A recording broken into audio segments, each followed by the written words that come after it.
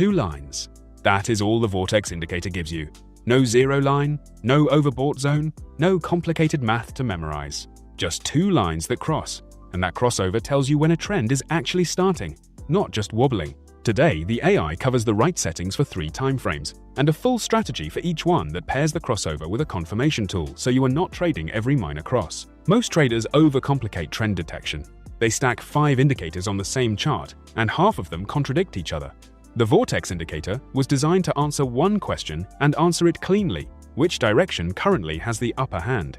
That simplicity is exactly why it earns a spot on this list, and exactly why beginners tend to pick it up faster than clunkier trend tools. Before the settings, the full guide for this indicator, with every setting and the exact entry rules, is free in the description below. Grab it before the end of the video. The Vortex Indicator plots 2 lines built from how far price moves within each bar relative to the bar before it. One line tracks upward movement. The other tracks downward movement. When the upward line crosses above the downward line, buying pressure has taken control. When the downward line crosses above the upward line, selling pressure has taken control. The distance between the 2 lines after the cross tells you how strong that control actually is. A wide gap means a decisive shift. A thin gap means the market is barely deciding anything. The name comes from the idea of a vortex pulling in opposite directions at once. Picture 2 currents fighting inside the same stretch of water. Whichever current is stronger drags everything with it. That's exactly what the 2 lines represent: upward pull against downward pull, and the chart just shows you which one is winning at any given moment. No overbought zone, no oversold zone, because this tool was never built to measure how stretched price is. It was built purely to measure who's currently pulling harder. Now, on the 5-minute chart, 2 settings options. Standard scalping, a 14-period reading. This is the original default, and it holds up well on lower timeframes for catching intraday trend shifts. Faster scalping, an 8-period reading, shortens the look-back for earlier crossovers on fast-moving assets. Expect more crosses that fail immediately in choppy conditions, so only lean on this setting when the session already has clear direction. The strategy on the 5-minute chart: the crossover confirmed by candle close, not candle wick. Wait for the upward line to cross above the downward line, and for the candle that produces the cross to actually close with the cross intact, not just poke through and reverse within the same bar. That closed cross is the long trigger. The mirror version, downward line crossing above upward line on a closed candle, is the short trigger. Add 1 filter. Only take the cross if the gap between the 2 lines is widening on the crossing candle, not just touching. A cross where the lines barely kiss and immediately narrow again is low conviction. A cross where the gap visibly opens up is the one worth acting on. Stop below the crossing candle's low for longs, above its high for shorts.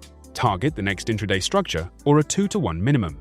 Picture this on a live chart. The upward line has been pinned below the downward line for the last hour of 5-minute candles, price grinding lower. Then a candle prints, the upward line pokes above the downward line, and the candle closes with that cross intact and the gap already visibly opening. That's the full picture lining up in one place. Compare that to a cross where the 2 lines touch for a single bar and immediately fold back together. Same crossover on paper, completely different conviction underneath it. Now, on the 15-minute chart, 2 settings options. Standard intraday. Keep the 14-period reading, the default at this time frame as well. Conservative intraday, a 21-period reading, slower, fewer crossovers, and each one tends to mark a more meaningful shift rather than a 15-minute wiggle. The strategy, at 15 minutes. The crossover, paired with the 20-period simple moving average, acting as a trend gate. Only take a bullish crossover if price is already trading above the 20-period simple moving average. Only take a bearish crossover if price is below it.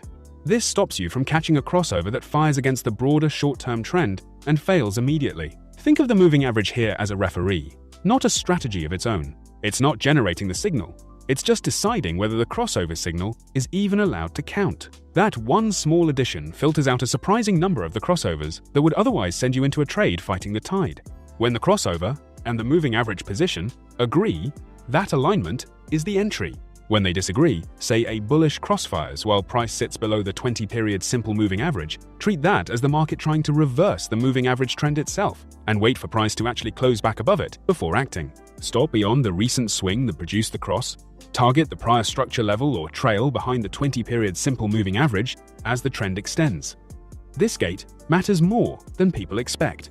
A bullish crossover that fires while price is below the 20-period simple moving average is usually just short-term noise trying to fight a slower trend. And those are exactly the trades that chip away at your account, one small loss at a time. Wait for price to close back above the moving average first. You'll take the trade a little later, but you'll take a lot fewer bad ones. Now, on the 1-hour chart, 2 settings options.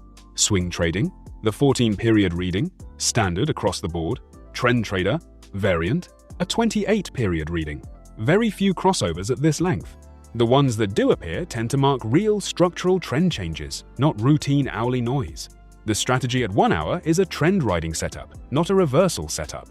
Once the upward line crosses above the downward line on the 1-hour chart, stay in the trade, as long as the 2 lines keep widening apart.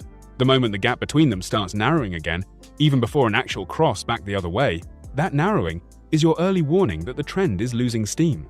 Some traders take partial profit right there. The full exit comes when the lines actually cross back. Stop below the swing low that started the trend for longs, above the swing high for shorts. Target is trend-based, not a fixed level. You are riding the widening gap, not a single price objective. This is the setting trend traders build entire positions around because it keeps you in a move as long as the underlying pull is actually strengthening and gets you out the moment it stops strengthening, well before the lines actually cross back the other way and give up a chunk of profit. It rewards patience with the big move instead of trying to nail every entry perfectly. One more thing before the close, and a quick note on markets: the Vortex Indicator works the same on crypto, stocks, and Forex, since it only needs price highs and lows to calculate. It doesn't need volume data at all, which makes it one of the more universal tools on this channel. One more honest note: because this tool only measures direction and strength, not how stretched or overbought a market is, it can stay in a strong crossover for a very long time during a sustained trend. That's a feature, not a flaw. But it does mean you shouldn't expect this indicator alone to tell you when a trend is getting old. Pair it with a momentum tool if you want that second piece of the picture. The Vortex Indicator only tells you which side currently has control and how convincingly. It says nothing about how long that control lasts. A wide gap today can narrow to nothing tomorrow. Treat every crossover as a starting point for a trade plan, never as a guarantee the move continues. The free guide is in the description below. It covers every setting and strategy in this video in full detail. Educational, not financial advice. The AI will see you in the next one.